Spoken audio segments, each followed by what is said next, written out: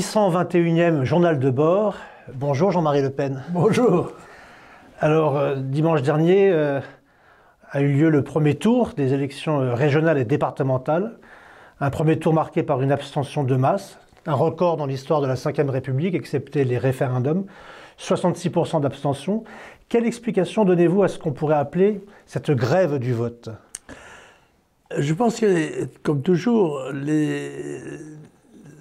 l'événement, l'explication est complexe parce que en fait, il n'y a pas eu de campagne électorale. Compte tenu du Covid et de ce qui l'entoure, les gens sortaient du Covid, ils ne se précipitaient pas aux urnes. Ils ne considéraient pas que c'était une obligation. De surcroît, il n'y a pas eu de campagne. Dans beaucoup d'endroits, il n'y a même pas eu de circulaires électorales. Enfin bref, c'est un raté du pouvoir évident et qui l'a payé d'une façon absolument extraordinaire, puisque ne réalisant pas 10% des voix, les 5 ministres, dont le crâneur Dupond-Moretti, qui faisait moins le malin, sans doute le soir, que d'habitude. Et M. Dupond-Moretti et ses amis ont apporté la démonstration de l'échec écrasant de Macron. Il est vrai que plus Macron va vers les électeurs, et plus les électeurs s'en vont des urnes. Il devrait en tirer quelques conséquences en se retirant lui-même au plus tôt, ce qui serait un service à rendre à la République et à la France. En l'occurrence, le résultat des élections est navrant.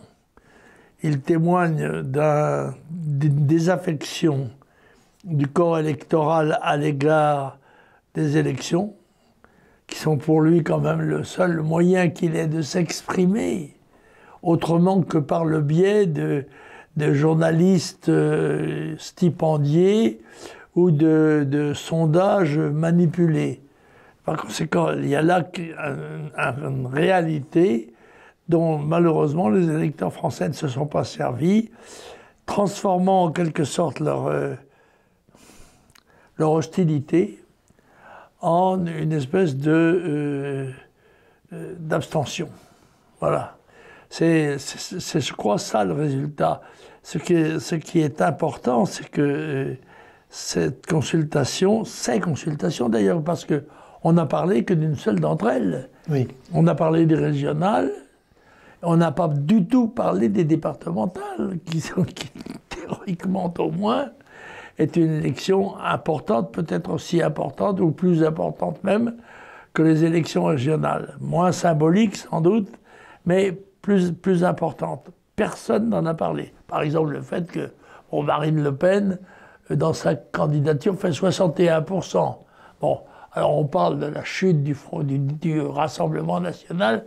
Bon, c'est vrai que le Rassemblement national a subi un échec. Il est lié à un phénomène très banal qui s'est appelé, selon les moments, dédiabolisation, et qui est en fait la délepénisation, et qui consistait à retirer au Front National les éléments les plus dynamiques de ces campagnes électorales et les plus percutantes sur le plan des réalisations. Le Front National se présentait comme une alternative à un système décadent et condamné, en essayant de devenir la droite de la droite et d'être admis en quelque sorte dans le concert, sans l'être d'ailleurs en l'occurrence, d'être admis dans le concert des partis politiques de la Ve République. Eh bien, je crois que le Rassemblement national n'a pas fait une grande action. Et est-ce que les résultats ne démontrent pas votre phrase célèbre « Un Front National gentil n'intéresse personne » ? Bien sûr. C'est évident que le Front National était intéressant dans la mesure où il se présentait comme une alternative à l'ensemble du système. Et avec un programme dont personne probablement ne prend connaissance, bien qu'il ait paru, il ait provoqué 3 livres différents. n'était pas dans 3 livres. Il y a eu successivement pendant le Front National, 3 livres consacrés au programme du Front National. J'invite comment dirais-je, les électeurs et aussi les journalistes d'ailleurs, peut-être à y jeter un coup d'œil. Ils auraient une vue plus exacte de ce qu'est le Front National, et de ce qu'il a été, de ce qu'il représente. Et je pense que malheureusement, sa disparition, conjuguée avec la mienne et celle d'un certain nombre de dirigeants et militants actifs, eh bien, justifie le fait que dans cette campagne, contrairement à l'habitude, on n'a vu ni affiche, oui, c'est ça, ni tract, ni contact direct des candidats avec le public. Donc, c'était une campagne neutre. Une campagne neutre, ça donne pour un parti d'opposition un résultat d'échec. Enfin, échec relatif, quand même moins important que ne le décrivent les titres des journaux, qui d'ailleurs contredisent généralement le contenu de l'article. Mais c'est ainsi.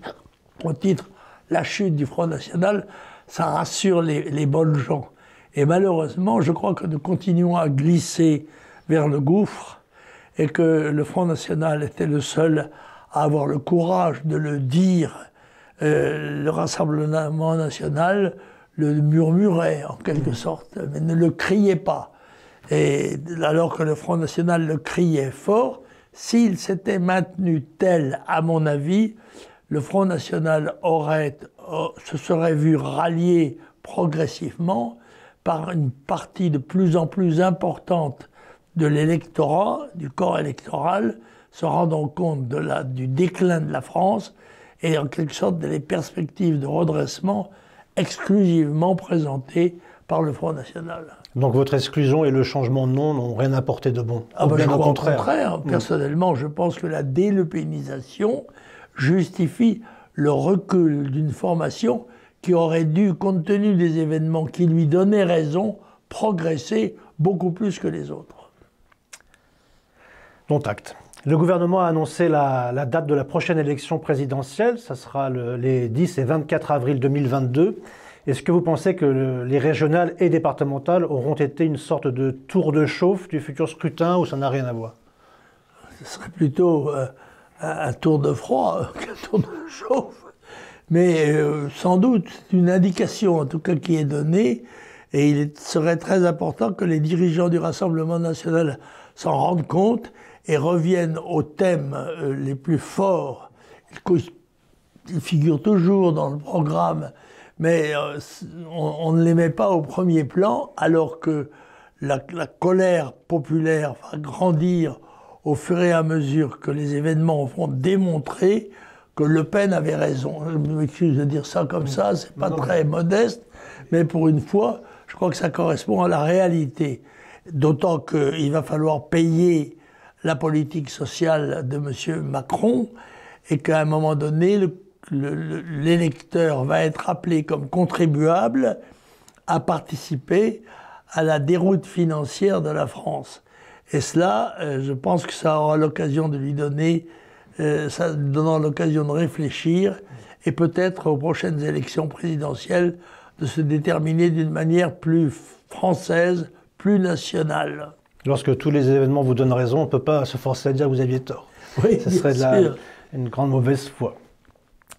Alors, dans l'actualité, il y a toujours ce fléau grandissant et alarmant de l'insécurité avec la circulation de cette vidéo prise à la gare de Lyon, où il y a une rixe, une bastonnade générale. C'est un phénomène qui ne se retrouve plus dans les quartiers dits sensibles ou défavorisés. Maintenant, c'est dans les centres-villes, dans la moindre bousculade, la moindre mésentente provoque une insécurité incroyable, une violence toujours plus forte. Il faut bien savoir que je dirais que les exogènes de plus en plus nombreux sont de plus en plus insolents par rapport à la discipline que les Français, chez eux, prétendent imposer pour faire respecter leurs droits. Et nous allons donc vers une multiplication des conflits individuels d'abord, et des manifestations violentes de ce genre, avec en plus le goût, toujours les jeunes, un peu de s'asticoter avec la police, en n'oubliant pas non plus que le rap devenu de musique officielle signifie rock anti-police, oui. RAP. Rock Against Police. Alors, cette espèce de conjugaison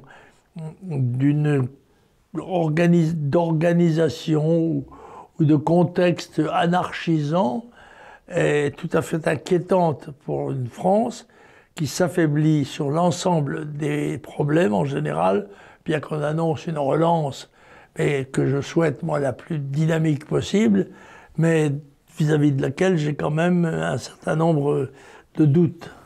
Et face à cette insécurité, la justice aux ordres, évidemment, est toujours pleine de clémence vis-à-vis des voyous. Oui, mais toujours, écoutez, il